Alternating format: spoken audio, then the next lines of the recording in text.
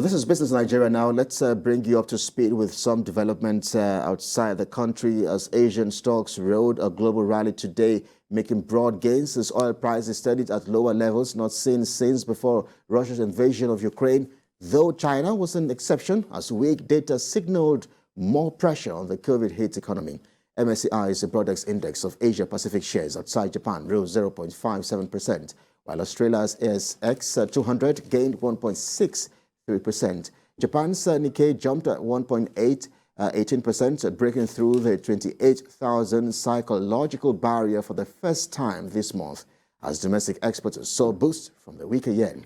And China's blue chips fell 0.12%, while Euro Stoxx 50 futures rose at 0.4% and FTSE futures edged up at 0.09%. Hong Kong's Hang Seng Index fell at 0.35%.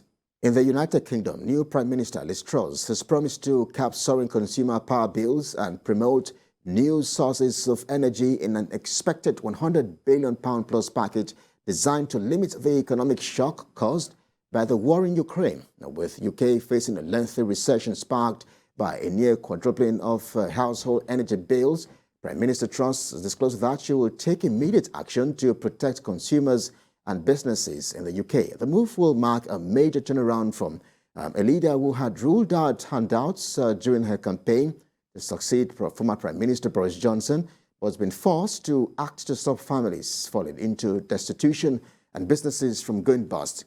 Meanwhile, the jump in government's borrowing to fund the support package and a pledge by Prime Minister Truss to cut taxes has rattled financial markets, with the pounds falling against the dollar on Wednesday to levels last hit in 1985 and slid back towards that low today ahead of confirmation of the package from Truss. European energy prices started to rise as the world emerged from COVID-19 lockdowns and then surged in February following Russia's invasion of Ukraine. An average British household's prices, which are set by CAP, jumped by 54% in April and are due to leap 80% to £3,549 a year by October. Meanwhile, the European Central Bank says it will raise interest rates again as part of measures to fight runaway inflation, and with a big move and a record one under consideration. According to reports, the larger move will be the biggest ever increase of the ECB's benchmark rate, but regardless of the outcome, the bank's direction of travel will be clear.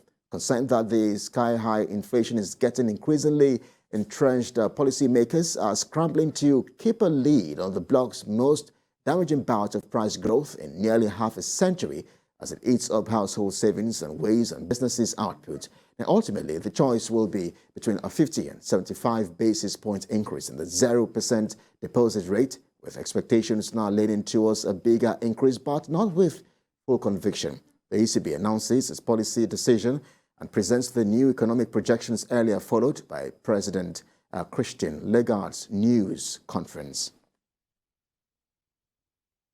And to wrap things off here on Business Nigeria, oil prices on the international market rose by as much as $1 per barrel today after dropping below key technical support levels in the previous session, as an energy standoff between Europe and Russia focused investor minds on how tight fuel supply may become.